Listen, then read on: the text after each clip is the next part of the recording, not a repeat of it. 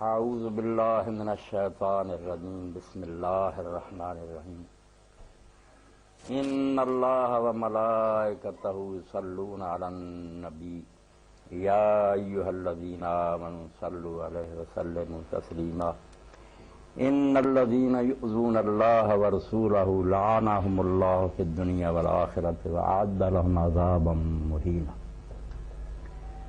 واجب الاحترام سامعین کرام، سورہ احزاب کی دو آیات میں نے آپ کے سامنے تلاوت کی ہیں۔ جیسے کہ ڈاکٹر صاحب نے اعلان کیا کہ وقت کا جو ہے نا موضوع اور ایشو وہ شان رسالت ہی ہے علیہ الصلوۃ والسلام۔ تو اس سلسلہ میں کچھ باتیں آپ کی خدمت میں پیش کرنا چاہتا ہوں، اپنے ایمان کی تازگی کے لیے بھی اور آپ کی ایمانی افزائش کے لیے۔ آپ تصور کریں کہ اگر یہ کائنات ہوتی اور اس میں نہ سورج ہوتا، نہ چاند ہوتا، نہ ستارے ہوتے، نہ روشنی کا کوئی اور انتظام ہوتا، تو یہ دنیا کتنی قبیح اور بدصورت ہوتی، جینا حرام ہوتا، کوئی روشنی نہ ہوتی، ظلمات بعضها فوق بعض، اندھیرے پر اندھیرا ہوتا، کوئی کام نہ چل سکتا۔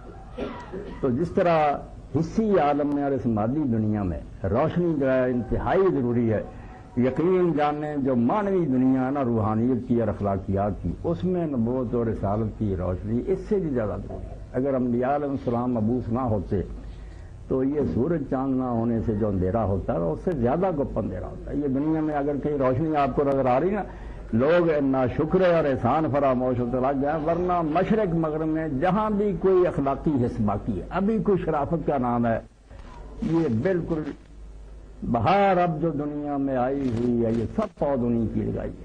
آدم علیہ السلام سے لے کر جو اللہ کے رسول اور نبی مختلف علاقوں میں آئے، ان کا یہ بقیہ ہے، کچھ بچی ہوئی چیزیں امتوں میں جس کی وجہ سے کوئی شرافت، حیا اور دین کا نام باقی ہے، ورنہ جو میں نے مثال دی اس سے زیادہ اندھیرا ہوتا ہے۔ اللہ نے سورہ نور میں یہی مثال دی ہے کہ گہرا سمندر ہو، بادل چھائے ہوئے ہیں اور لہر پر لہر چل رہی ہو تو کیسا ہوگا اندھیرا، پھر ہاتھ کو ہاتھ سلائی نہیں جائے گا۔ بالکل یہی حال ہوتا اگر رسول اور نبی علیہ السلام اس دنیا میں نہ آتے۔ اور دوسری مثال جو قرآن مجید نے دی ہے وہ یہ ہے کہ سورہ احزاب یہی جو ہے، اس میں فرمایا گیا کہ رسول کریم علیہ السلام کی ازواج مطہرات رضی اللہ عنہ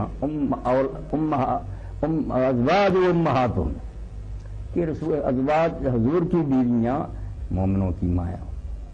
تو اس سے پتہ چلا کہ رسول کریم علیہ السلام ہمارے والد ہیں، اور اسی لیے صحابہ کرام کے جو کئی مصحف تھے ان میں بین السطور لکھا ہوتا تھا وَهُوَ عَبْدُ اللَّهِ، کہ رسول کریم علیہ السلام والد ہیں۔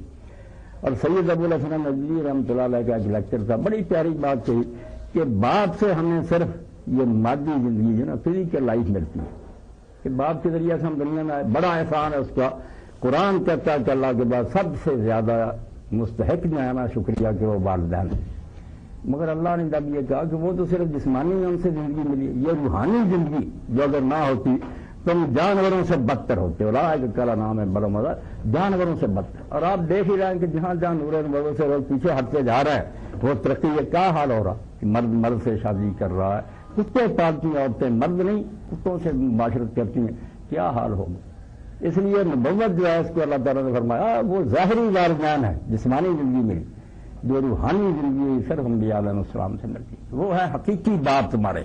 اور اسی لیے قرآن مجید نے ایسے لوگوں کو جو نبیوں کو نہیں مانتے علیہ السلام ان کو مردہ کا اوامن کان میتن، وہ مرے ہوئے، ان کو سوٹے بوٹے نہ سمجھو، وہ چلتی پھرتی لاشیں، انسان نہیں ہے، وہ بدترین جانور ہے۔ زندہ صرف وہ ہیں جنہیں نبی پر ایمان نصیب ہو جاتا ہے۔ اس لیے نبوت جو آدم علیہ السلام سے لے کر زمین میں اللہ نے یہ سلسلہ شروع کیا، یہ سب سے بڑا انعام، ورنہ اس کے بغیر گپ اندھیرا ہوتا اور زندگی حقیقی زندگی نہ ہوتی، جانوروں سے بدتر زندگی ہوتی۔ اب ان نبیوں اور رسولوں میں سے بھی جو سب سے عظیم رسول ہیں سارے ہمارے لیے واجب الاحترام ہے، لا نفرق بین احد من رسل، یہ کلمہ جاننا صرف رسول اللہ نے سکھایا، جس دین کو کہتے ہیں یہ دہشت گردی کا دین ہے، ورنہ لوگ اسی ٹیسٹ میں مبتلا تھے کہ اسرائیلیوں میں نبی آئے گا تو مانیں گے، ورنہ نہیں۔ حضور نے کہا نہیں، مشرق مغرب میں کہیں بھی کوئی نبی آیا وہ میرا بھائی ہے، اللہ نے بھیجا، اس کا احترام لازم ہے۔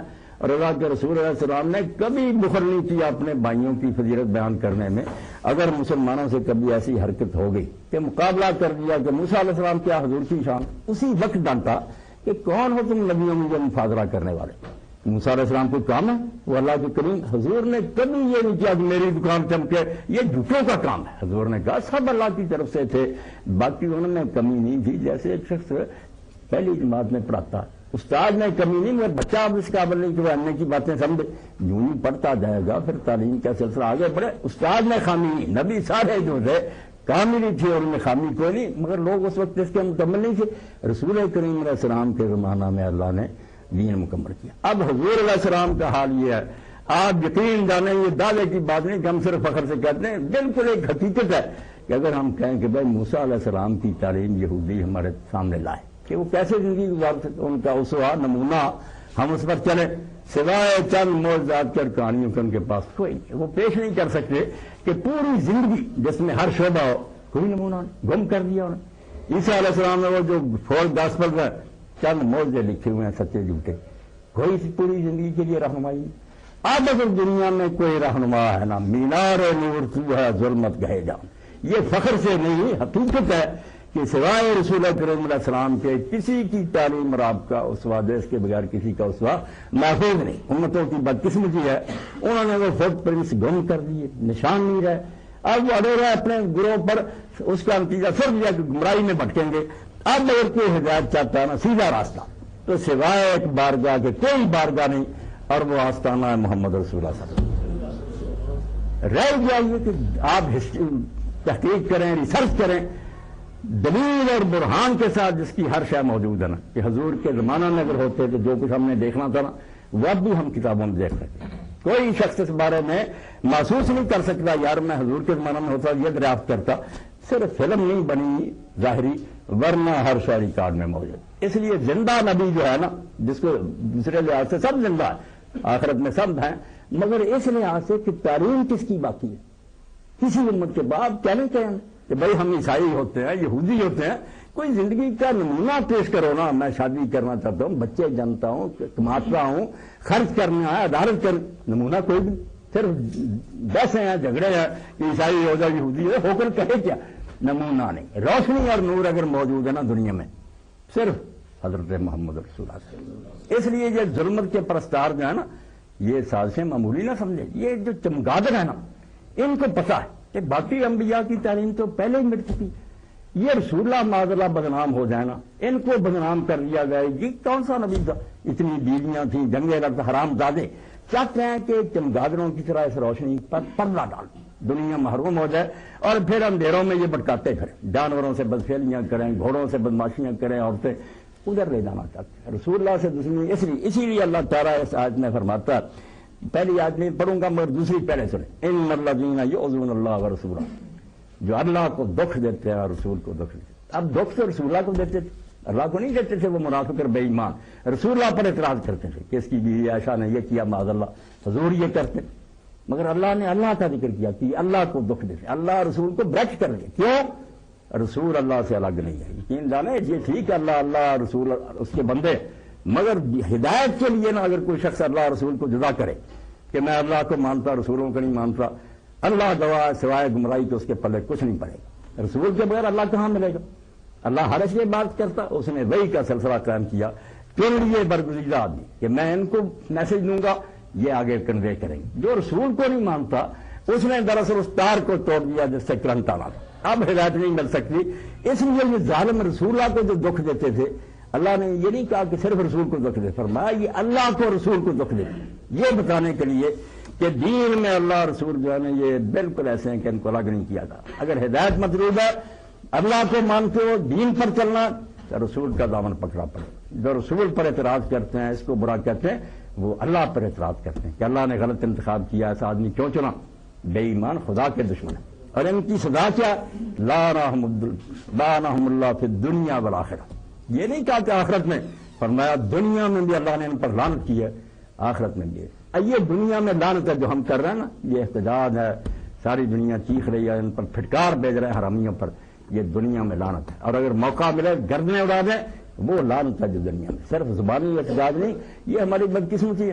وہ میں نے پڑھا ایک کالم بہت اچھا لکھا کہ جب ترکی لوگ نکلے، مرد عورتیں لاکھوں کی رات، یہ ترکی ہے جو یورپین یونین کا ممبر بننے کی کوشش کر رہا، کتنی مدت سے دین سے بھی دور کیا، سیکولر اسٹیٹ ہے، مگر اب بھی دین ایسا باقی ہے کہ جب یہ ہوا معاملہ لاکھوں مرد عورتیں نکلے اور ہاتھوں میں پکڑے ہوئے تھے لبیک یا رسول اللہ، اور احتجاج میں روتے جاتے، کچھ نہیں انہوں نے کیا، نہ توڑ پھوڑ کی، عورتیں بھی روتی تھیں، مرد یہ رسول اللہ جان ہے مومن، بالکل یقین جانے، جیسے میں نے کہا نا کہ باپ سے جان ملتی ہے جسمانی، نبی سے جان ملتی ہے روحانی۔ نبی جاتا رہا تو جان کہاں رہی، مر گئے، اس لیے وہ بیچارے روتے تھے، اور اس پر اس نے خوب لکھا مدیر نے کہ وہ بیچارے رو رہے تھے اپنی ناطاقتی پر اور مسلمانوں حاکموں کی بے حسی پر، کہ صرف ہم رو رہے ہیں، ورنہ موقع تو یہ تھا کہ جن ظالموں نے اللہ کے رسول کی یہ توہین کی تھی ان کو زندہ رہنے کا کوئی حق تھا؟ یہ اللہ نے جو کہا کہ اللہ نے ان پر دنیا میں بھی لعنت کی اور آخرت میں، لعنت کا یہ مظہر ہے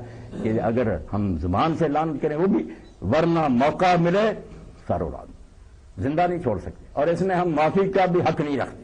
رسول اللہ کو اپنی زندگی میں حق تھا معافی کا، جیسے یہ جاوید غامدی وغیرہ دھوکے دیتے حضور کو یہ کہا آپ نے کوئی نہیں، بھائی جس کا کوئی قصور کرتا اس کو تو حق ہے عفو کریں، اور امت کو کوئی حق نہیں، جس کا مارا گیا قتل ہوا آدمی ولی معاف کر دیں ان کو حق، مگر حکومت نہیں معاف کرتی، ایسے ہی یہ جرم جانا رسول کریم کسی کو معاف کریں، آپ کا صاحب تو گستاخی حق ہے آپ، مگر امت کو یہ حق نہیں دیا گیا کہ اگر ایسا کرے کوئی تو امت سے معاف کر دیں، کیوں معاف کر؟ اور اس پر آپ یقین جانیں دنیا اسلام میں جو سب سے اعلیٰ کتاب لکھی گئی، اب بھی کوئی مرد مومن اٹھے اور اس کا اردو ترجمہ کرے 700-800 صفحے، وہ شیخ الاسلام ابن تیمیہ رحمۃ اللہ علیہ کی کتاب الصارم المسرور علی شاتم رسول، کہ رسول کو گالی دینے والے کے لیے ننگی تلوار کھینچی ہوئی میان سے 600-700 صفحہ۔ اور حقیقت ہے کہ جو لوگ ان کے مخالف بھی ہیں، میرے بریلوی دوست بھائی، وہ بھی مانتے ہیں کہ یار شیخ الاسلام کی اس کتاب سے بہتر اس موضوع پر کوئی نہیں لکھا۔ انہوں نے کہا کہ اگر یہ ہماری رعایا بھی ہے تو ہم نے جب ان کو ذمہ دیا تھا، گارنٹی دی تھی کہ رعایا بنو، حتی یؤتوا الجزیۃ عن یدٍ وہم صاغرون، نیچے بن کر رہنا، تو یہ کیا نیچے بنے پھر کہ اگر ہماری حکومت میں ہمیں ہمارے رسول کو گالیاں دیتے رہے تو صاغرون بنے؟ انہوں نے تو ہمیں ذلیل کر دیا، ہم سے بھی بڑے بن گئے کہ تمہارے نبی کو نہیں، معاہدے میں ہے کہ رعایا بننا مسلمان حکومت اسٹیٹ کی، حضور کی توہین نہیں کر سکتے۔ اگر تم حضور کی توہین کرتے ہو پھر تو تم صاغرون نہیں رہے، چھوٹے قادرون بن گئے، مسلمانوں کو ذلیل کر دیا۔ اور اسی لیے رسول کریم علیہ السلام کے زمانہ میں جب ایک نابینا صحابی تھی، ان کی بیوی تھی، بہت محبتی یہودیہ تھی، پیار بڑا تھا، خوبصورت بڑی، 2 بچے بھی اللہ نے اسے دیے، بالکل موتیاں جیسے، مگر کم وقت حضور کو گالیاں دیتی۔ انہوں نے کئی مرتبہ سمجھایا، بات نہیں آئی، ایک دن انہوں نے پھر گلا دبایا اور اسی وقت چھوڑا جب وہ مر گئی۔ صبح رسول کریم علیہ السلام نے نماز کے بعد اعلان کیا کہ مدینہ میں یہ قتل ہو گیا ہے، اس آدمی نے کیا بتا دیں، اس نے کوئی نہیں ہچکچاہٹ کا صاف اٹھ کھڑا کہ اللہ کے رسول میری بیوی تھی، مجھے بڑا پیار تھا، بچے بھی تو اللہ نے، مگر حرامزادی یہ کام کرتی تھی، بڑا روکا، میں نے ختم کیا، آپ نے تھوڑا دم و حدر، اس کے خون کا کوئی مول نہیں، کوئی قیمت نہیں، ضائع ہے اس کا خون، یہ حرامزادی اسی لائق۔ اب یہ ہماری بے بسی ہے جس پر وہ نے ٹھیک لکھا کہ وہ بیچارے روتے جاتے تھے مرد عورتیں کہ ہم بے بس ہیں، ہمارے پاس کوئی طاقت نہیں، حکومتیں بے غیرت ہیں، ورنہ یہ کیوں جرت کرتے کہ اللہ کے رسول کی جو روشنی کا مینار جس کی وجہ سے صرف نور باقی ہے، ورنہ آپ تصور کر لیں کہ جیسے سورج چاند اور یہ لائٹیں نہ ہوتی کتنا گوپن اندھیرا ہوتا۔ اگر نبی اور رسول دنیا سے ان کی تعلیم ختم کر دے اس سے زیادہ بدتر اندھیرا کہ یہاں روحانیت اور شرافت رہ بھی نہیں، اور ان میں سے بھی بالخصوص محمد رسول اللہ، کیونکہ دوسرے انبیاء کی تعلیم بدقسمتی سے ضائع ہو چکی، ان کا قصور نہیں تھا، امتوں نے حفاظت نہیں کی، یہ آخری نبی تھے۔ اللہ نے کہا اگر یہ بھی نشان مٹ گیا ہے قیامت تک لوگ کہاں سے ہدایت لیں گے، بچایا اس کو۔ اس لیے جو چمگادڑ یہ چاہتے ہیں کہ پر مار کر اس نور کو بجھا دیں، حرامی۔ میں اپنے ذہن میں سمجھتا ہوں کہ گردش کر رہا مولانا مرزا خان بریلوی رحمۃ اللہ علیہ کا شعر بڑی پیاری بات ہے، حضور کے بارے میں فرماتے ہیں جہاں نظر پڑی نہیں وہاں ہے رات آج تک، جہاں حضور کا دین نہیں پہنچا وہاں ہی اندھیرا، جہاں نظر پڑی نہیں وہاں ہے رات آج تک، وہیں سحر ہوئی جہاں جہاں گزر گیا۔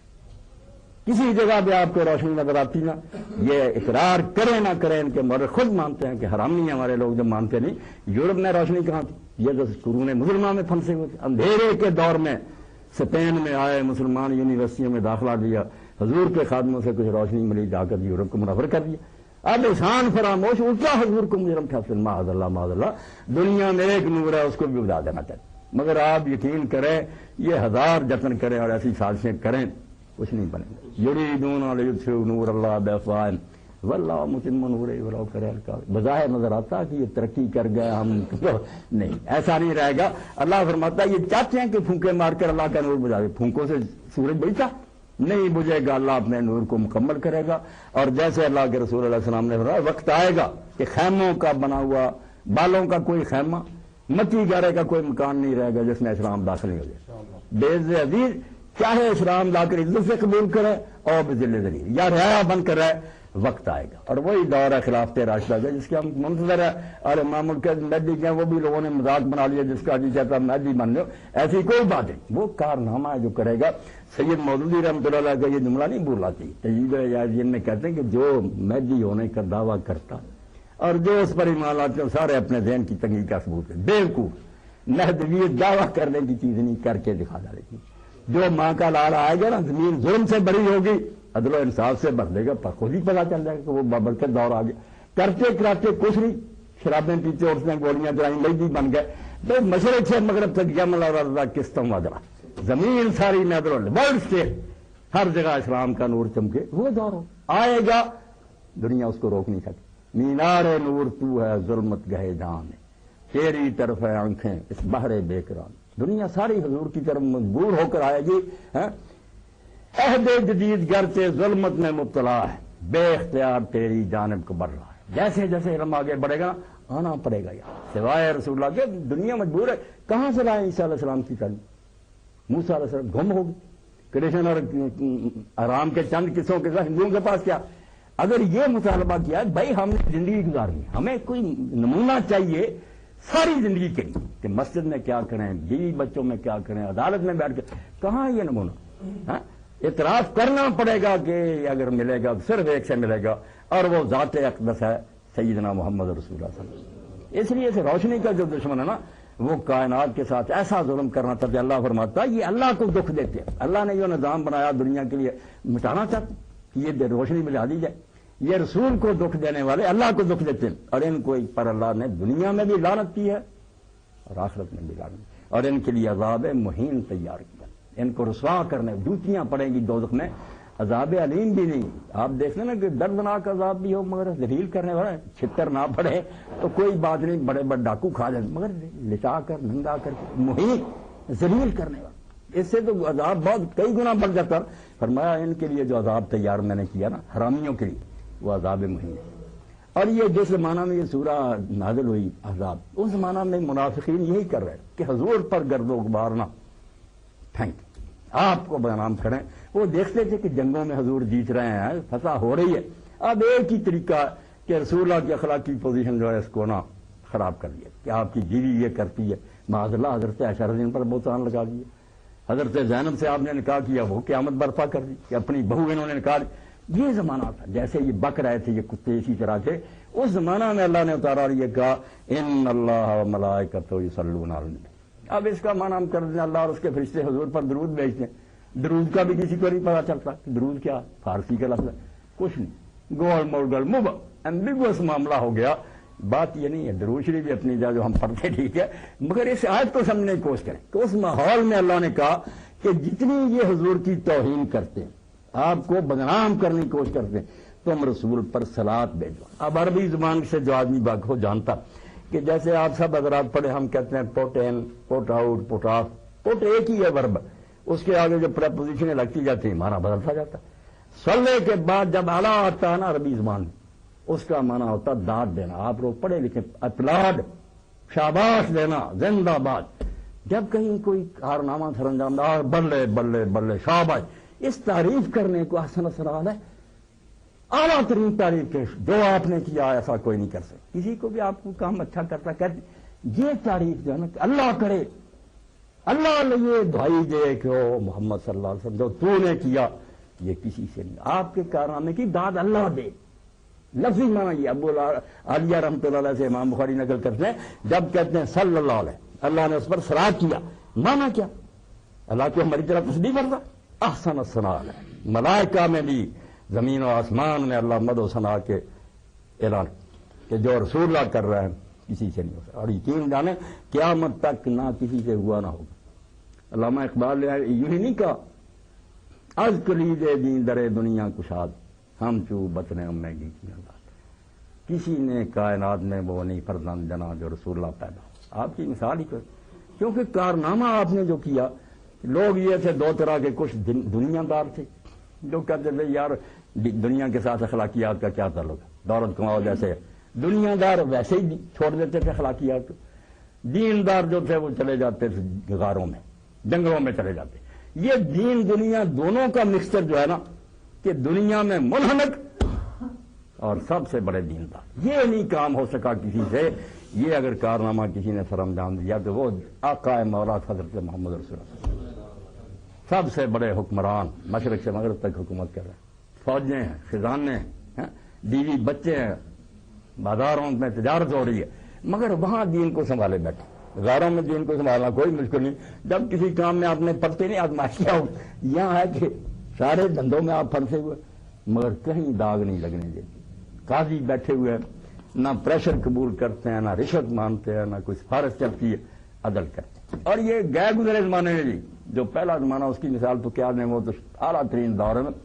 یہ بہت بات کی بات ہے کہ سلطان مراد ترکی کا ایک بڑا باجبروز سلطان, اس نے مسجد بنوائی. جب معمار نے مسجد بنائی تو بعد میں یہ دیکھنے کے لیے گیا, مسجد نہیں پسند آئی کسی وجہ سے. اس نے کہا نکالو ہاتھ. معمار نے ہاتھ نکالا, ہاتھ کر لیا. اب معمار بہت بعد کی بات, مگر رسول اللہ کے دین کی سطوت ہے, رعب کہ وہ قاضی کے پاس چلا گیا. قاضی وہ پہلے نہیں رہا تھے, قاضی شرح جیسے یہی تنخواہ خار جج تھے, مگر پھر بھی ایمان تھا. قاضی سے اس نے جا کر کہا میرے ساتھ سلطان نے یہ ظلم کیا. اس نے اسی وقت پروانہ جاری کیا کہ سلطان مراد حاضر ہو عدالت. بالکل ڈکٹیٹرشپ کا زمانہ, آمریت کا دور. مگر جب یہ گیا پروانہ تو اقبال کہتے ہیں رنگ شاہ اذہبت قرآن پر, قرآن کے رعب سے بادشاہ کا رنگ اڑ گیا کہ اب تو شامت آ جائے گی, قاضی نہیں چھوڑے گا. قرآن کہتا کہ ساتھ رو, اب تو بدلے کا بدلا ہو. جب پیش ہوا تو اس نے پوچھا کہ تم نے یہ کیا, کہنے کا ہاں. تو اس نے کہا نکالو ہاتھ. خون شاہ رنگی طرح معمار نے, اس کے خون سے آپ کا خون زیادہ گاڑا نہیں ہے, یہ مزدور کے ساتھ آپ نہیں, نکالو. اب بے اختیار ہاتھ نکال دیا, مگر وہ معمار نے ترس کھایا. اس نے کہا کوئی بات نہیں, آپ نے حق قاضی صاحب ادا کر دیا, میں سلطان کو معاف کر دوں. اس وقت کہتے ہیں دیکھ ستو سے آئین پیغمبر نگر, رسول اللہ کے دین کا رعب دیکھ. یافت مورے بر سلیمان, ایک طرف چونٹی تھی, دوسری طرف سلیمان تھا وقت کا, مگر چونٹی غالب آ گئی. یہ دین ہے جو اللہ کے رسول علیہ السلام نے غاروں میں بیٹھ کر نہیں, ہسپتالوں میں آپ بیٹھے ہیں مریضوں کے ساتھ صحیح طرح ڈیل کریں, عدالت میں بیٹھے ہیں صحیح فیصلے کریں, اسکول میں پڑھا رہے ہیں بچوں کی تربیت دین کے مطابق کریں. یعنی دنیا میں رہ کر از کلید دین درے دنیا کشاد, دین کی چابی سے دنیا کے مسائل حل کیے. اور آپ حیران ہوں گے کہ جس فعل کو آج تک لوگ کہتے ہیں کہ یہ شرم کی بات ہے, نکاح اور بیوی کے ساتھ مباشرت, اللہ کے رسول علیہ السلام نے جب ایک موقع پر فرمایا کہ یہ بھی صدقہ, یہ بھی صدقہ, اس میں جب یہ آپ نے فرمایا کہ بیوی کے پاس جانا یہ بھی صدقہ ہے. وعلیکم السلام ورحمۃ اللہ.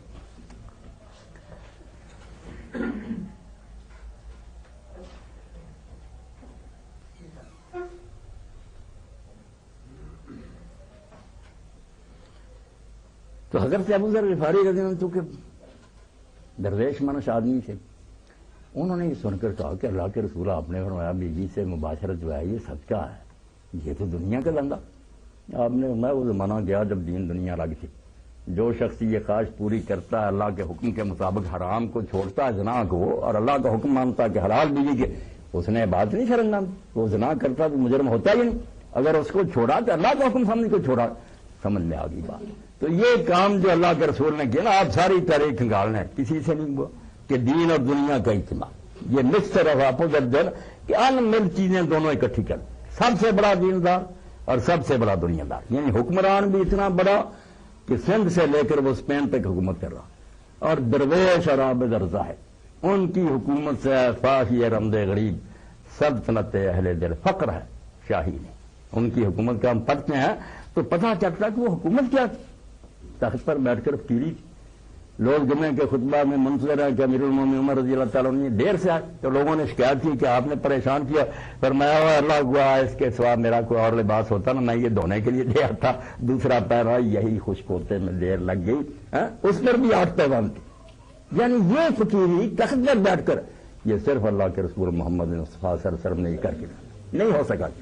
اب یہ ظالم حرامی سارے چاہتے ہیں کہ باقی روشنیاں تو پہلے بول گئی ہیں، لوگوں کی اپنی کسی نبی کی تعلیم محفوظ نہیں رہی۔ یہ ہے اگر اس کو بھی گم کر دیا جائے نا، پھر ہم اندھیروں میں بھٹکاتے پھریں گے انسانوں کو، مگر اللہ یہ بجھنے نہیں دے گا، بالکل یہ نور قائم رہے گا۔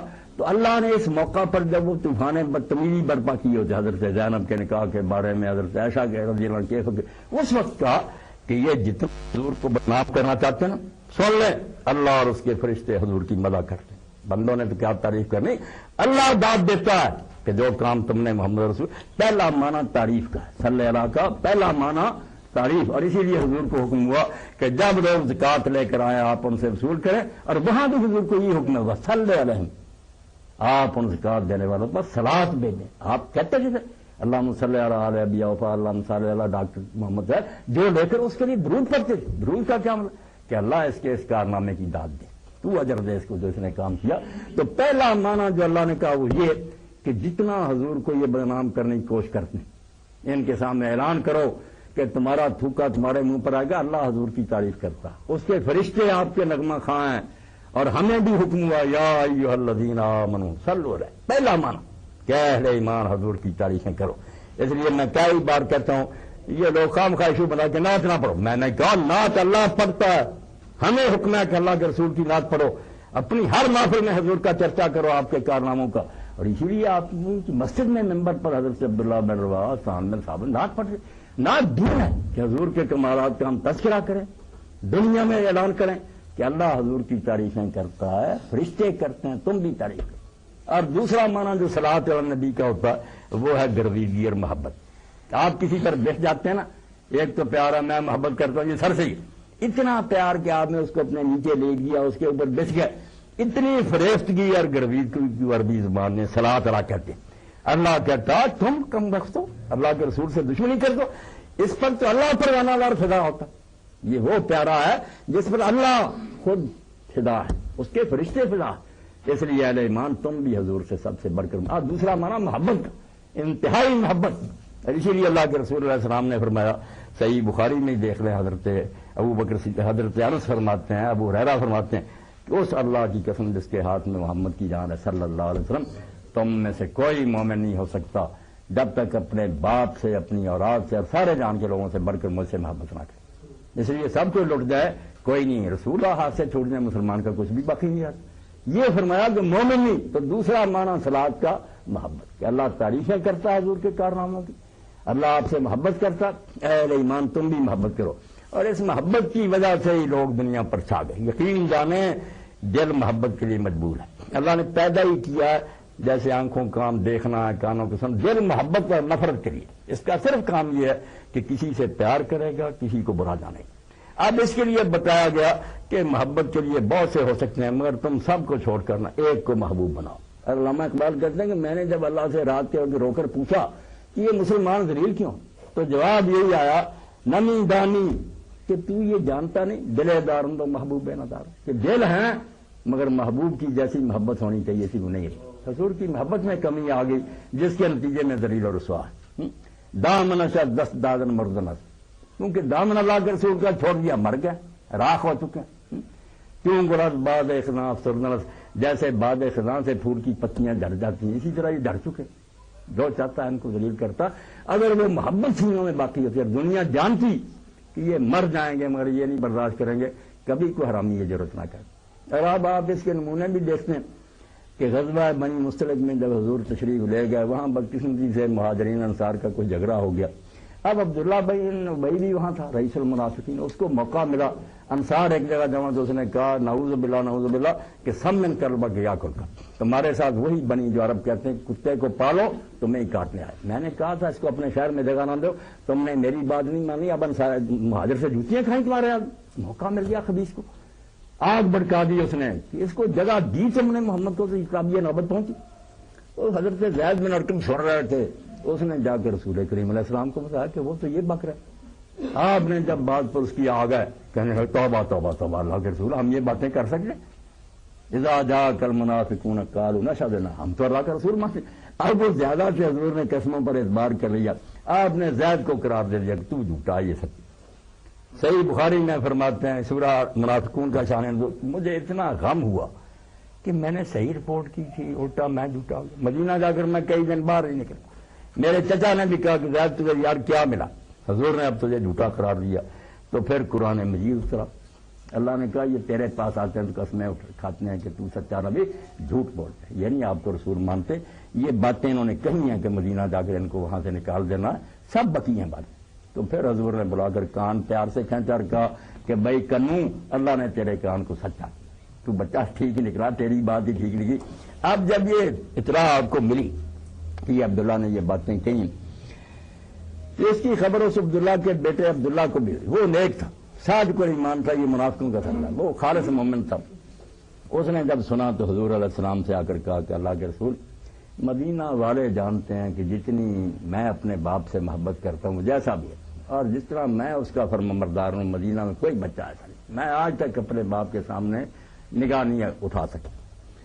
اگر آپ اس سے ناراض ہیں، اس سے قتل کروانا چاہتے ہیں تو خدا کے لیے کسی سے نہ کہنا، کوئی قتل کرے گا، ہو سکتا مجھ پر حمیت جاہلیت غالب آ جائے اور میں انتقام لے لوں اپنے باپ کا۔ مجھے یہ آپ ارشاد فرمایا، میں اپنے والد کا سر کاٹ کر آپ کی خدمت میں پیش کروں۔ اب دیکھیں وہ محبت جو اللہ کے رسول نے کہی کہ اس وقت تک تم مومن نہیں ہو سکتے جب تک میں تمہیں اپنے باپ سے، اولاد سے سب سے بڑھ کے، یہ کہا حضور نے فرمایا نہیں میرا کوئی ایسا ارادہ نہیں۔ اب جب وہ واپس لوٹے تو یہ عبداللہ بیٹا ان کا جب تلوار کھینچ کرنا مدینہ کے بازار میں کھڑا ہو گیا۔ عبداللہ کی سواری آئی والد کی، اس نے کہا ابا جی آپ نے یہ کہا ہے وہاں لا رجعنا الی المدینہ لا یخرجن اللہ عز من الارض کہ ہم مدینہ لوٹیں گے نا تو عزت والے لوگ ذلیلوں کو نکال دیں۔ معاذ اللہ حضور کو اور صحابہ کو ذلیل کہا اور آپ عزت والا، تم نے یہ کہا۔ اب تم قدم بھی نہیں رکھ سکتے مدینہ کی گلی میں، حضور کو نکالنا تو گزارت، تم داخل نہیں ہو سکتے جب تک یہ اقرار نہ کرو کہ ذلیل تم ہو، عزت والے محمد رسول اللہ صلی اللہ علیہ وسلم۔ اب اس نے چیخنا شروع کیا کہ لوگوں میرا بیٹا پاگل ہو گیا، یہ تو آج تک میرے سامنے کبھی بولا نہیں تھا۔ اس نے کہا پاگل وغیرہ کی بات نہیں، یہ ٹائی پڑ گئی اللہ کے رسول کی شان کی اور تیری، اب مقابلے میں رسول اللہ کو ترجیح دوں، یہ تو نہیں چھوڑوں۔ اس نے پھر رسول کریم علیہ السلام کو پیغام بھیجا کہ میرا بیٹا میرا راستہ روک کر کھڑا۔ آپ نے کہا کہ عبداللہ جانے، اس نے کہا ان کا ہی فرمان آیا تو مدینہ میں قدم رکھ رہا، ورنہ حضور اگر اجازت نہ دیتے اللہ کی قسم تو مدینہ میں کبھی داخل نہ ہو سکتا۔ یہ وہ محبت ہے جس کا اللہ تقاضا کرتا ہے کہ اللہ اور اللہ کے فرشتے حضور کی تعریف کرتے ہیں، ایک معنی، دوسرا اللہ اور اللہ کے فرشتے حضور سے انتہائی محبت کرتے ہیں، اہل ایمان تم بھی محبت کرو، اور تیسری بات یہ ہے کہ جب یہ چیز ٹھیک ہے کہ حضور کی اتنی شان ہے، اللہ شان بیان کرتا محبت، اس کا لازمی تقاضا ہے کہ اللہ تعالیٰ پھر آپ پر فضل و انعام کی بارش کرے۔ یہ تیسرا معنی درود کا کہ پھر اللہ تعالیٰ آپ پر مزید انعام اتارتا ہے، اور ہمیں بھی حکم ہوا کہ تمہارے پلے تو ہے کوئی نہیں جو انعام تم نے کرنا، تم یہی کہہ سکتے ہو۔ یہ پرویزی نامراد کہتے ہیں کہ اللہ نے کہا اے ایمان تم حضور پر صراط بھیجو، تم کہہ دیتے اللہ مصلی علیہ، اے اللہ تو بھیج، وہ کہتا میں تو بھیج رہا تم بھیجو۔ نامراد سمجھ نہیں سکے کہ اللہ کا صراط بھیجنا تو اس کے تو خزانے اس نے دینا، ہمارے پاس کیا خزانے جو ہم حضور کو لوٹائیں، کوئی آپ کے احسان کا ہمارا یہی ہے کہ جیسے آپ کسی سخی کو کہتے ہیں اچھا اللہ تیرا بھلا کرے، اللہ تجھ کو اور زیادہ دے، ہم حضور کے لیے یہی کہہ سکتے ہیں کہ اللہ ہمارے پاس کچھ نہیں آپ کا احسان اتارنے کے لیے، آپ اپنے فضل و کرم سے اور حضور کو عطا کریں، اور اس سے ہمارا سب کچھ بن جاتا ہے۔ ایک مرتبہ کہتے ہیں حضور فرد من صلی اللہ علیہ واحدۃ صلی اللہ علیہ وسلم، اور میرے لیے میرا کیا بننا تھا، مجھ پر تو اللہ پہلے انعام کر رہا، مگر میرے لیے یہ دعائے خیر کرنے کا نتیجہ یہ نکلا کہ تمہارے لیے ایک بار کہنے سے 10 نیکیاں لکھی گئیں، 10 گناہ معاف ہوئے اور 10 درجے بلند ہو گئے۔ اس لیے اللہ نے اس موقع پر یہ آیت اتاری جو درود کی آیت کہلاتی ہے کہ جب یہ خبیث حضور پر یہ حملہ کر رہے ہیں، آپ کو بدنام کرنے کی کوشش کر رہے ہیں، تم اس کے مقابلہ میں چوکنے ہو جاؤ، اتنی حضور کی زیادہ شان بیان کرو، اتنی اپنی محبت جو ہے اس میں اضافہ کرو، اور آپ کی عزت اور حرمت کے لیے مر مٹنے کا عزم کرو، اور رسول اللہ کے لیے دعائے خیر اللہ سے کرو، اور یہ کافر جتنا جتن کرتے ہیں اس نور کو بجھانے کے لیے، تم اس روشنی کو دوبالا کرنے میں اپنا حصہ جتنا اس اسلام کو غالب کرنے کی کرو۔ یہ اللہ تعالیٰ کا فرمان میرے اور آپ کے لیے، اس لیے اس بات میں لگ جانا یہ وقتی احتجاج بھی بالکل لازم ہے، اس کے بغیر چارہ نہیں، مگر ہونا تو چاہیے۔ وہ بات آخر میں کہوں، جو مولانا عبید اللہ سنگھ جی جب یہ سوشلسٹ انقلاب آیا تو مولانا ملکوں میں گھوم رہے تھے، یہ رشیا بھی گئے تو اسٹالن اور لینن سے ملاقات ہوئی، جب واپس آ کر انہوں نے بیان کیا علماء کے بارے میں روکتے تھے۔ اب یہ چپت بھی ہمارے منہ پر لگتی ہے نا کہ احتجاج تو کرتے ہیں، تو انہوں نے جب اس سے کہا اسٹالن سے کہ آپ لوگوں نے اتنا خون بہایا مگر کوئی فائدہ نہیں ہوا، امیر غریب کا مسئلہ ویسے ہی رہا، اور رشیا تو پھر آپ جانتے ہیں کہ درآمد کرنے لگا گلا وغیرہ، اتنی خرابی ہوئی اس نظام سے کوئی فائدہ نہیں ہوا۔ تو اگر اسلامی نظام معیشت کو آپ رائج کریں، بتایا سارا اسلام کا جو اکنامک کا سسٹم تھا۔ اب مولانا کہتے ہیں سننے کے بعد اس نے کہا مولانا میں نے آپ کی باتیں سن لی، بہت اعلیٰ نظام ہے، مگر اب بھی 28-29 ملک آپ کے ہیں، آپ بتائیں نا جہاں یہ نظام چل رہا ہے، میں وہاں اپنا ڈیپوٹیشن بھیجتا ہوں، اگر وہاں یہ برکات اور یہ نتائج سامنے آئے تو ہم پاگل ہیں کہ اس کو نہ درآمد کریں۔ تو مولانا کہتے ہیں سوائے رونے کے میرے پلے کچھ نہیں، آنسو بہے، میں رویا کہ ہماری بدبختی ہے کہ ہم باتوں میں تو کہتے ہیں کہ رسول اللہ کے نظام سے بہتر کوئی نظام نہیں، ہمارے کسی ملک میں نہیں چل رہا۔ اب یہی حال ہے نا، احتجاج ہوگا، چیخے چلائیں گے، گجرات دیں گے، مگر اگر اس طرف توجہ دلائی جائے کہ یار اپنی زندگیوں میں تبدیلی کرو، کچھ خدا کے بندے بنو، مسجدوں کی طرف رخ کرو، یہی جو ہے نا اٹھائے پھرتے جھنڈے، اذان ہوگی کوئی مسئلہ نہیں آئے۔ اب غیر مسلم کیا سمجھے کہ اتنے حضور کے دیوانے ہوتے تو حضور کا آواز دے رہا ہے حی علی الصلاۃ، جائے نہیں۔ تو اللہ مجھے اور آپ کو توفیق دے کہ صرف زبانی احتجاج تک نہ رہیں، عملاً غلبہ اسلام کے لیے اپنی کوششیں جو ہے نا ان کو تیز کریں، پھر اللہ کی مدد بھی آئے گی اور انشاءاللہ ایسے ظالم ذلیل ہو جائیں گے اور کبھی پھر جرت نہیں کریں گے اللہ کے رسول کی شان میں گستاخی کی۔ وآخر دعوانا الحمدللہ رب العالمین وصلی اللہ تعالی علی خیر خلقہ سیدنا و مولانا محمد وآلہ وصحبہ اجمعین۔ کوئی سوال آپ حضرات کے ذہن میں ہو تو؟ ہاں بڑی خوشی سے آپ برات کر لو، پوچھیں، خوشی ہوگی، آپ سوال کریں۔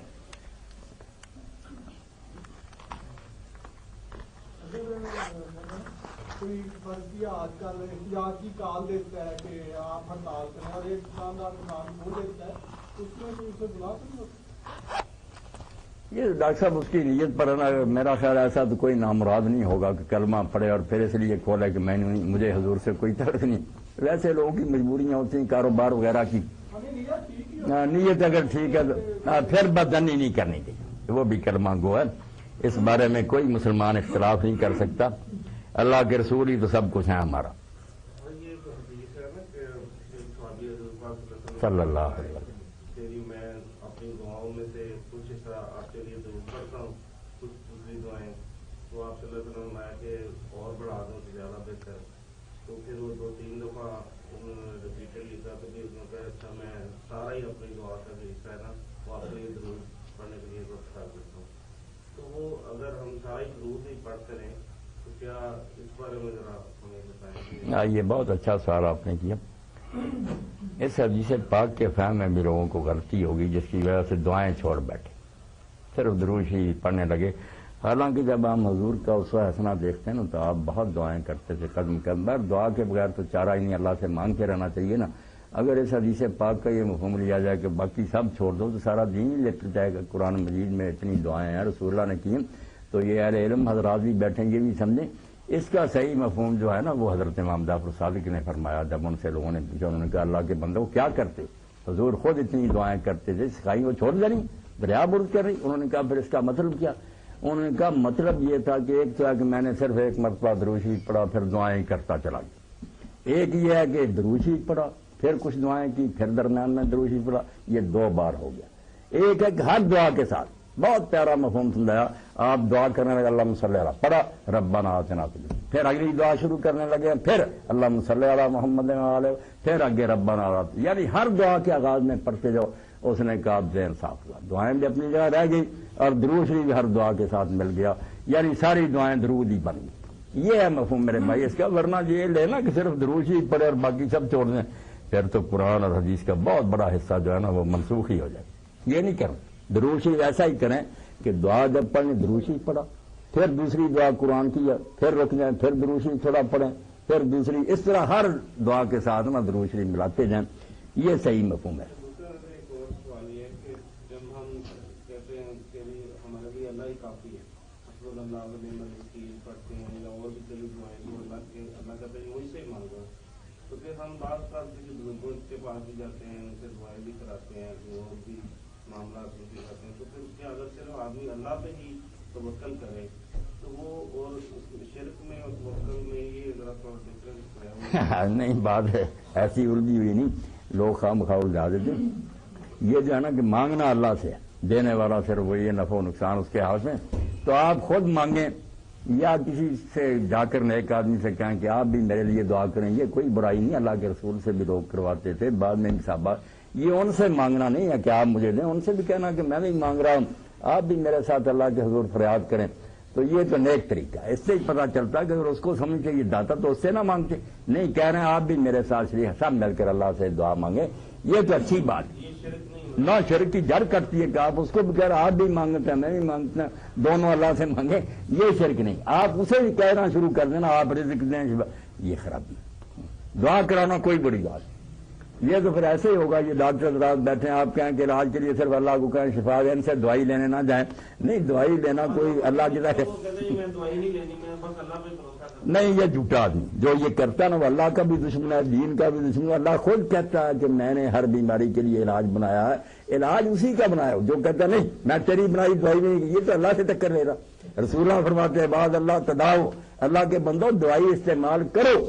اب وہ کہنا نہیں میں اللہ پر توکل کری. یہ ایسا ہی ہے کہ بھوک لگی آپ کھانا نہ کھائیں، نہیں میرے منہ میں منہ کھول کر اللہ اندھیرے میں نہیں کھاؤں گا. ایسی بیوقوفی یہ ہے کہ دوا اللہ نے بنائی ہے، شرک نہیں کرنی چاہیے، بالکل کرنی چاہیے. اور جو بتاتے ہیں ان سے بھی پوچھنی چاہیے. وہ یقین اپنی جگہ کہ کرے گا سب کچھ اللہ. اس کے لیے جو اسباب اللہ نے بنایا ان سے فائدہ اٹھانا چاہیے.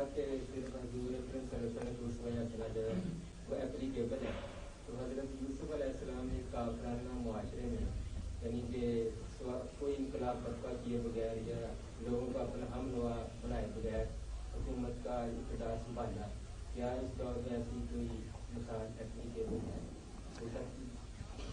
یوسف علیہ السلام کا حوالہ تو لوگ دے دیتے ہیں آسانی کے لیے، کوئی شارٹ کٹ ہے. شارٹ کٹ نہیں تھا نا، کیونکہ وہ وہاں گئے، پہلے گھر میں آزمائش پیش ہوئی اور عورت نے گمراہ کرنا چاہا، اس میں ثابت قدم رہے. پھر آگے فتنہ پھیل گیا، ساری عورتوں کو اس نے ہم نوا بنا لیا، ایک کی بجائے ساری بازاروں میں کھڑی ہوگی. وہ تو اتنے جال بچ گیا کہ دعا سے پتہ چلتا کہ کتنے نازک حالات تھے کہ اللہ اگر ان کی شرارت تو مجھ سے دور نہیں کرے گا تو میں تو گمراہ ہو جاؤں گا. جگہ جگہ جال بچ گئے. ایک عورت نہیں رہی، ساری جنہوں نے دیکھ لیا سب فریفتہ ہو گئے. تو پھر جیل جانا پڑا. وہاں انہوں نے پھر جو تعبیر بتائی بادشاہ خیز مند بن گئی. یہ تو موقع مل گیا ایسا ہی کوئی ان میں سے بھی ہو جائے ہمارا مرید ہے اور تشتری میں رکھ کر دے دے کہ علماء کرام لے لو اتنا بسم اللہ. پھر یوسف علیہ السلام والی بات ہوگی. مگر وہ یوسف علیہ السلام والی بات کے لیے آپ دیکھ رہے ہیں کتنی کیریکٹر کی بلندی انہوں نے دکھائی. این آزمائشوں سے گزرے، جیل میں صاحب، تب جا کر بادشاہ مرید ہوا اور اس نے کہا حضرت مجھے اب آپ پر اتنا اعتماد ہے، لے لیں اقتدار. کوئی کریں بھی نا، ویسے تو خواہ مخواہ کیوں دے گا کوئی. جو چمٹا ہوا ہے وہ یوسف علیہ السلام کی طرح آپ بنیں گے تو شاید اس کے ذہن میں آ جائے کہ ایسے ہی نیک آدمی کو دے دینی چاہیے. اب یوسف علیہ السلام تو ہم بنتے نہیں اور خواہ مخواہ کہتے ہیں کوئی ایسا نیک آئے گا جو ہمیں دے دے گا آ کر کے لو بھائی مولوی حضرات سنبھالو. اس طرح تو مشکل نہیں. وہ بالکل ٹھیک ہے کہ اگر آپ کو بھی موقع مل جائے ڈرائیونگ سیٹ پر بیٹھنے کا تو آپ کیوں موقع ضائع کریں. اگر کوئی ایسا موقع یہاں بھی ملے کہ کوئی حکومت دے دے، مگر وہ پھر لے کر بیٹھ نہیں جانا، اس کے بجائے اس کے کہ یہاں سے شروع کر کے پھر انقلاب لاتے پھر اوپر سے شروع ہوگا کہ ہم اس حکومت کی طاقت سے میڈیا کو ٹھیک کریں گے، اسکولوں اور کالجوں کو ٹھیک کریں گے. انقلاب تو لانا ہی پڑے گا. جب تک عوام کو ہم خیال نہیں بنائیں گے کچھ نہیں بنے. حضرت یوسف علیہ السلام بھی ہوں، کوئی نبی بھی اگر وہ حکم دیتا مگر عوام نہیں ساتھ دیتے رہ جائے گا ویسے. حکومت کے لیے تو لازم ہے نا کہ پبلک کا زیادہ حصہ حکمران پر اعتماد کرے، جو وہ حکم دے اطاعت کریں، ورنہ مسئلے مسائل رہ جائیں گے، مانیں گے نہیں کچھ. ایک سوال میں جی فرمائیں نا. چاہ رہا تھا کہ موجودہ صورتحال یہ ہے کہ جب تک عوام احتجاج نہ کریں، سڑکوں پہ نہ نکلیں، کچھ توڑ پھوڑ نہ کریں، حکمرانوں کے کانوں پہ جوں تک نہیں رینگتی. اسی مسئلے پہ آپ دیکھ لیجئے کہ ہمارے حکمرانوں کی طرف سے اس وقت تک اس کی مذمت بھی نہیں ہوئی جب تک کہ لوگوں نے حکمرانوں کو مجبور نہیں کر دیا کہ وہ اس سلسلے میں اس کی مذمت کریں. تو سوال اس سلسلے میں دو ہیں کہ ایک تو یہ کہ عوام احتجاج کرتے ہوئے کس حد تک جا سکتے ہیں. توڑ پھوڑ کرنا، حکومتی انسٹالیشنز کو نقصان پہنچانا، پرائیویٹ گاڑیوں کو نقصان پہنچانا، پریشرائز کرنے کے لیے حکومت کو کس حد تک درست ہے. اور دوسرا یہ کہ اگر ان ساری چیزوں کے باوجود یا عوام کے احتجاج کے باوجود حکمران کسی طور پہ ان چیزوں کو ماننے کے لیے تیار نہیں ہوتے جن کا کہ عوام مطالبہ کر رہے ہیں، تو پھر عوام کا کیا لائحہ عمل ہونا چاہیے؟ توڑ پھوڑ تو ڈاکٹر صاحب جو اس کی یہ سوال ایک پہلے نشست میں بھی آپ سے پوچھا گیا، مگر بات تو یہ ہے کہ اگر ہم ایک صحیح کام کے لیے غلط راستہ اختیار کریں تو شیطان ہی خوش ہوا نا، کہ ادھر انہوں نے نامرادوں نے بے ادبی کی، ادھر ہم نے توڑ پھوڑ شروع کر دی، اپنی املاک برباد کرنی شروع کر دی، اپنے آپ کو جرا۔ یہ تو ڈاکٹر صاحب وہی بات، جیسے کئی لوگ لکھتے ہیں کہ ہم جب مینا میں گئے اور دیکھا کہ بڑے بڑے جوتے پھینک رہے تھے، گالیاں دے رہے، تو ہم نے کہا یار اب بھی وہی خوش ہو رہا کہ یہ سنت کے خلاف کام کر رہے ہیں، چھوٹی سی کنکری کے بجائے ٹین مارنا ہے۔ تو شیطان کئی طرح میں بیوقوف بناتا کہ توڑ پھوڑ کرو۔ اس سے حضور کی تعلیم کی بے حرمتی، جس نبی نے یہ طریقے نہیں بتائے تھے، ہم اپنی املاک جلائیں گے، اپنے بھائیوں کی گاڑیاں جلا دیں گے۔ اب کتنے لوگ رو رہے ہیں کہ کئی ایسے تھے جن کو عمر بھر اتنے پیسے نہیں ملیں گے وہ بیچارے خرید سکیں۔ کیا ہو گیا پھر؟ یہ کوئی اچھی بات نہیں۔ مولانا آیا نا کہ وہ لوگ تھے، وہ ان کے ایجنٹ تھے، ان میں سے کوئی بھی دینی جماعت کا کارکن نہیں تھا۔ ہم یعنی کہ وہ جنہوں نے گروہ کیا یہ دینی جماعتوں کے اوپر مرتے ہیں اور اس کی آڑ میں حکومت کو تشدد کا موقع ملتا ہے۔ یہ تو ثابت نہیں ہوا کہ جنہوں نے گروہ کیا وہ۔ آپ کی بات جو ہے جٹائی نہیں جا سکتی کہ اس موقع پر لوگ جو ہے نا ایسے جواز بنا لیتے ہیں، مگر بہرحال پھر بھی جیسے ڈاکٹر صاحب کہہ رہے ہیں نا کہ جو لوگ صحیح معنوں میں احتجاج، ان کو نہیں یہ کرنا چاہیے۔ کوئی شرارتی کرتے ہیں چلو، حرامی کرتے ہیں، مگر دینی لوگوں کو نہیں کرنا چاہیے۔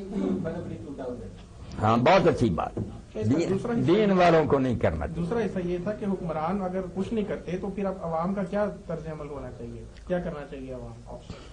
آپشنز کیا ہے ہمارے پاس؟ بس ڈاکٹر صاحب یہ بات، ہاں بجائے ایک پھوڑے پر پھا رکھنے کی بجائے نا خون ہو چکا خراب، اس لیے جو ہے نا بنیادی طور پر اس امت کے ذہن کی اصلاح لا الہ سے شروع کریں۔ جیسے قرآن کہتا نا کہ ڈاکٹر صاحب یا ایھا الذین آمنوا آمنوا، دوہرا اے لوگوں جو ایمان لاؤ۔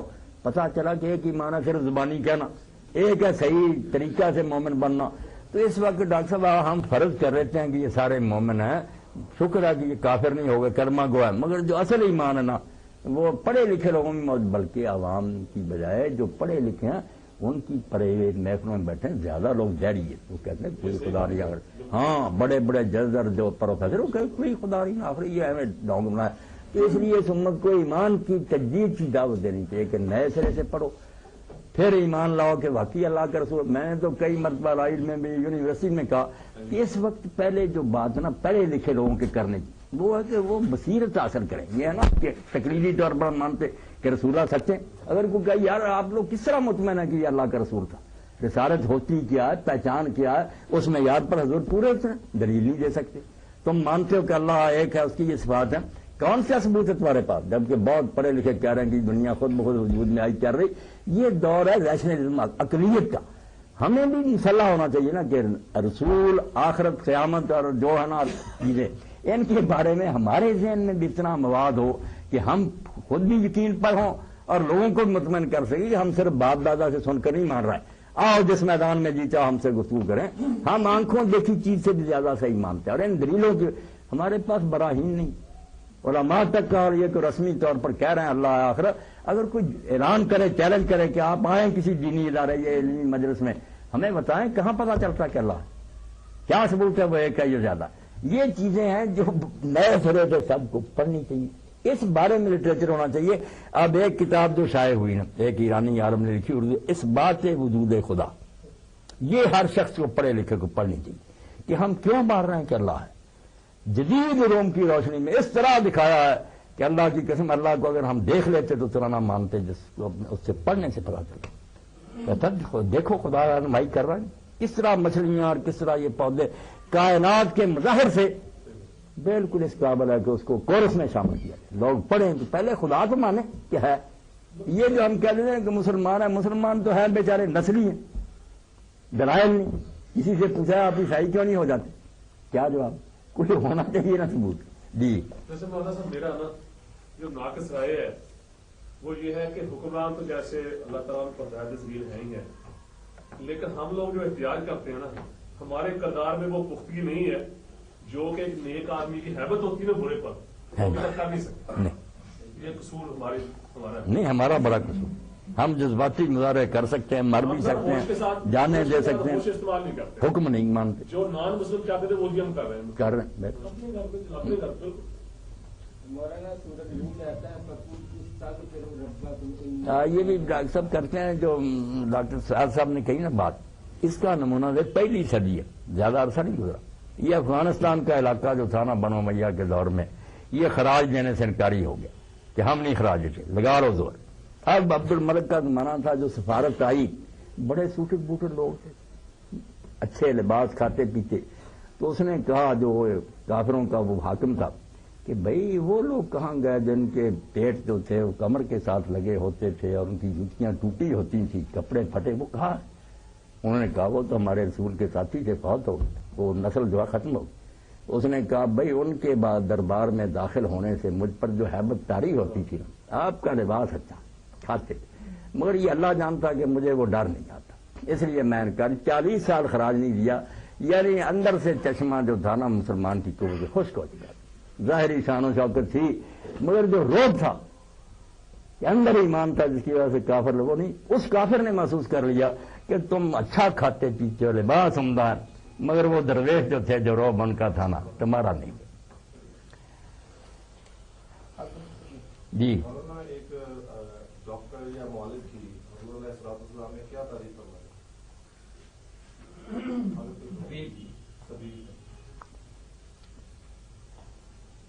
آپ نے جو ایک ہی لفظ فرما دیا نا کہ نہ ان کو کوئی شافی کہے نہ طبیب کہے، رفیق فرمایا تم رفیق ہو.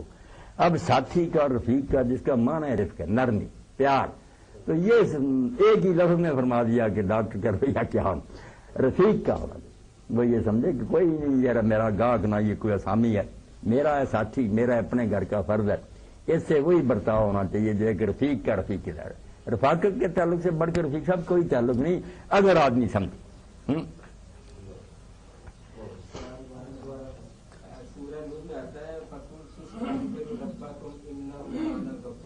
جی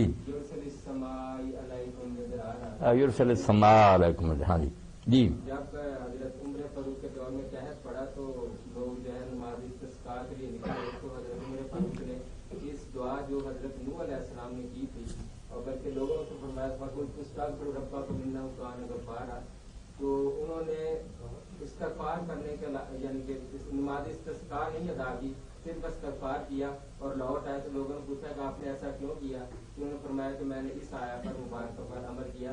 کیا نبی جو پیغمبروں کے زندگی کے اشعارات قرآن پاک ملتے ہیں، ان سے ہم استفادہ کر سکتے ہیں؟ بالکل کر سکتے ہیں. وہ قرآن نقل اسی لیے کہ بتایا جائے کہ یہ ایک بالکل سلسلہ نور ہے. آدم علیہ السلام سے ایک ہی لائن ہے جو آ رہی ہے، کوئی ان میں اختلاف نہیں، بنیادی چیزیں سب کی ایک ہی. بالکل ان کو اسی طرح ہی ماننا جس طرح آپ پر نازل، آپ دین کا ہی حصہ نا. مگر اس بارے میں یہ بات بھی ذہن میں رکھنی چاہیے نا، جو امام حسن بصری فرماتے ہیں کہ ہمارا استغفار بھی استغفار کا محتاج. ہم جب کہتے ہیں نا استغفر اللہ، وہ خود جرم کر رہے ہوتے ہیں جس پر ہمیں اور زیادہ اللہ سے معافی مانگنی. ہم استدعا کرتے ہیں ٹھٹھا کہ گناہ چھوڑنا نہیں، وہ ویسے ہی جاری رہے گا. ساتھ استغفر اللہ، اللہ میں معافی مانگتا، یہ تو آپ مذاق کر رہے ہیں نا. اللہ اگر تو ارادہ کہ چھوڑ دینا، اب نہیں کرنا، پھر استغفر اللہ میں بڑی جان ہے کہ اللہ جو پیچھے ہو گیا میں شرمسار ہوں، معاف کر، اب بعد آؤں گا. اب حال تو یہ ہے نا کہ مسجد میں جاتے ہیں، میرے استاد جی سے وہ پرشین کے منظور حسین شور صاحب وہ فرماتے ہیں بات یہ ہے کہ اب یہ خون بنی آدم سے تو کھیل گیا ہولی، بستی میں گلا کاٹا، مسجد میں چھری دوڑی. وہاں جاتے ہیں بس یہ گناہ معاف ہو گئے. مکہ چلے جاتے ہیں، سارے گناہ سمیٹ کر کھا پی کر نا لوگوں کا سب بخشے گی. اب دین تو بن گیا مذاق. یہ تھا حج، یہ نماز تھی، وہ تو توبہ تھی کہ چھوڑ دو، فیصلہ کرو کہ اب نہیں یہ ہوگا. اب نیک لوگ کہتے ہیں کہ تم جب حجر اسود پر ہاتھ رکھتے ہو، کبھی سوچا کہ یہ پتھر ہے کیا ہے؟ اللہ تعالیٰ کو دین پر پرستی کی تعلیم دیتا. سیدنا عمر فاروق نے اسی لیے کہ لوگوں کا ذہن خراب نہ، علانیہ کہا تو آپ کرتے ہیں کہ حجر میں خوب جانتا ہوں تو ایک پتھر ہے، نہ کچھ دیتا ہے، نہ بگاڑتا ہے، نہ سنوارتا، صرف اللہ کے رسول نے بوسا دیا. بوسا اللہ کے رسول نے کیوں بوسا دیا؟ یہ ہے سمبل. جو یہ نہیں سمجھتا وہ جائے گا چومتا رہے گا، ملے گا کچھ. آپ کہتے ہیں قرآن پر ہاتھ رکھو، یہ عہد لیتے. اللہ نے وہاں رکھ لیا کہ میں نہیں نظر آؤں گا، یہ ہے میرا دایاں ہاتھ، نکالو اپنا ہاتھ دایاں، رکھو ہاتھ میں ہاتھ دو، بیعت کرو. اسی لیے صحابہ اور تابعین کہتے تھے اگر کسی کو رسول اللہ کی بیعت نہیں نصیب ہوئی، جب وہ حجر اسود پر ہاتھ رکھتا تو اللہ کے رسول کے ہاتھ پر ہاتھ رکھتا. یہاں ہی حضور نے ہاتھ رکھا، اقرار کر کے آتا کہ میری زندگی جو گزری اللہ میں معافی چاہتا ہوں. اب میں بیعت کر کے عہد کر کے جاتا ہوں کہ اب نافرمانی نہیں کرو، آتے ہی شروع کر دیں، ہاں؟ وہاں ہی بندرگاہ پر ہی جھوٹ بولے اور سامان ناجائز جو ہے نا جھوٹ بول کر لکھا، بھائی کیا بیعت کی آپ نے اور کیا حضر سلطان، دین بن گیا ٹھٹھا۔ ڈاکٹر صاحب نے بالکل صحیح بات کہی ہے کہ یہ احتجاج کرنے والے دین کو مانے نا پھر۔ چھوٹا سوال ہے کہ جی سورہ یاسین میں آتا ہے ہمیں ایک جا رہا ہے، 2 نمبر کے اللہ خیر کر، وعلیکم السلام اور دوسرے کے ساتھ ان کی مدد کی اور بستی کے پرلے کنارے سے ایک شخص دوڑتا ہے، اس نے کہا کہ تم فرض جناب بصارت تقریب کرتے ہو جو کہتے ہیں کہ ہمارا رب اللہ اور زمین اور آسمان کا خالق ہے، اور انہوں نے اس کو قتل کر دیا، اور اس قتل کے نتیجے میں وہ بستی جو اللہ تعالیٰ نے تباہ کر دی۔ آج اتنے لوگ مقبوضہ کشمیر میں، عراق میں، فلسطین میں اتنی جانیں قربان کر رہے ہیں، کیوں اللہ تعالیٰ کی تنبیہ ان پر نہیں آتی مخالفین پر؟ یہ تو اللہ تعالیٰ کو پیغام بھیجیں، وہی بتائے نا اس کا سبب کیا اللہ کے راہ میں اور آپ کے ہے۔ اللہ کیوں نہیں یہ فیصلہ کرتا؟ دیکھے نا وہ بستی میں رسول آئے، تیسرا بھی رسول تھا، رسول کے ذریعے سے جو اتمام حجت ہوتا نا کہ لوگوں کے بہانے ختم ہو جاتے، وہ اتنا مسلح ہوتا کردار میں بھی، معجزات میں بھی، کلام خداوندی، کہ وہاں جو ضد کرتے ہیں وہ صرف حق دھرم ہوتے ہیں، ورنہ آسمان کے سورج کی طرح پتہ چل جاتا کہ سچے۔ ہم جو ہے نا بے شک جانے دیں جو مرضی، ہمارا وہ نہیں کردار کہ کوئی شبہ نہ کرتا، ہمارے بارے میں 100 بدگمانیاں ہو سکتی ہیں۔ نبی ایسی پاکیزہ ذات ہوتی ہے کہ وہاں صرف حرامی انکار کرتے ہیں، ورنہ دشمن بھی جان جاتے ہیں کہ نبی، اس کے انکار پر وہ بچے ہی نا، اللہ مورد نہیں دیتا۔ اب تو کسی رسول نے نہیں آنا، اب تو جو علماء دین ہے وہ بنی اسرائیل، علماء دین جو ہے وہ بنی اسرائیل کے انبیاء تو کیا بنیں گے؟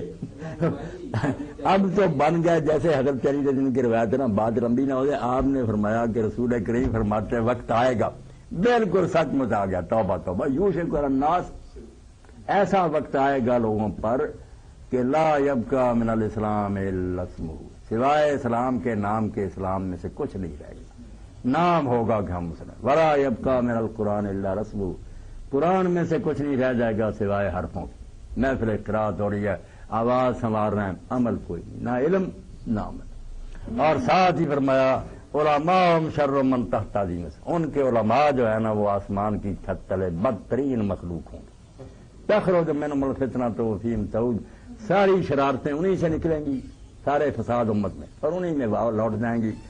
اور ساتھ فرمایا ومساجد معمرۃ وہی خراب من الہدیٰ، مسجدیں بہت عالی شان ہوں گی مگر ہدایت کے لحاظ سے وہ ویران ہوگی، وہاں کوئی دینی مرکز نہیں ہوگا۔ یہ چاروں باتیں جو ہے نا کہ اسلام نام کا رہ جائے گا، قرآن کے حرف رہ جائیں گے، علماء بدترین مخلوق، سارے جھگڑے فساد جو ہے یہ مولوی کراتے ہیں، اور جو ہے کہ مسجدیں بنی عالی شان، کروڑوں روپیہ صرف ہو رہا، کوئی دینی مرکز نہیں، نمائش یا اللہ کرے کہ یہ دور زیادہ رہے قسمت تبدیل۔ ہاں اللہ تعالیٰ اس کے لیے ڈاکٹر صاحب کوشش کرنی پڑے گی، بہت کوشش، اللہ نے ہمیں مکلف کوشش کا کیا، نتیجہ نکلے، کوشش تو کرتے ہی نہیں، دوسروں کو تو ہم چینج نہیں کر سکتے، نہ۔ وہ آگے عہد کریں، آپ ہی ہے۔ انہوں نے مولانا صاحب کی باتیں سنی ہیں، ان کے کردار کے بارے میں کم تو لوگ کہیں گے ان کا کردار، ایک ہی آدمی ڈاکٹر صاحب یہ فیصلہ کر کے اٹھے کہ جو پیچھے ہو گیا اب سے نماز نہیں چھوڑوں گا، قرآن باقاعدہ تلاوت کروں گا، اس کو سمجھوں گا، جو ہے سمجھ میں نہیں آئے گی انڈر لائن کروں گا، کسی عالم سے سیکھوں گا، زندگی میں کچھ تبدیلی آ جائے، بسم اللہ۔ اگر موجودہ حالات کے وقت قرآن کی تعلیمات مکمل عمل ہو، جیسے اقبال نے کہا مثال میں خدائے بدر پیدا کر فرشتے تیری نصرت کو کر سکتے ہیں، گردوں سے قطار قدر اب بھی کتار اندر کتار، کیسے کہتے کہ وہ دور اور تھا، وہ شرطاں پوری نہیں یہ کوئی نہیں کہتا کہ وہ دور اور، سب کہتے ہیں کہ وہ دور کو لانے کے لیے کوشش کرو، اچھا پوری کرنی پڑے گی۔ یہ نہیں ہم کہتے کہ وہ دور نہیں، دور کو لانے کے لیے کوئی کوشش بھی ہو نا۔ حضرات جی سوالات کا سلسلہ تو شاید ختم ہونے میں نہ آئے، لیکن ہمارے پاس وقت محدود ہے، اس سے پہلے کہ ہم مولانا صاحب کو دعا کے لیے کہیں، 2 اعلانات ہیں۔ ایک یہ کہ 11 مارچ روز ہفتہ 1:15 بجے الائٹ ہسپتال کے CPC روم میں مولانا محمد اسحاق صاحب کا ہی مقام رسالت کے موضوع پہ درس قرآن ہوگا، اور یہ سورہ توبہ کی آخری 2 آیات کے حوالے سے گفتگو کی جائے گی، تو آپ حضرات میں جو اس میں شامل ہونا چاہیں وہ ضرور اس میں شریک ہوں۔ انشاءاللہ دوسرا اعلان شان رسالت کا بہت اچھا ہے، یہ 11 مارچ بروز ہفتہ دوپہر 1:15 بجے الائٹ ہسپتال کے CPC روم میں۔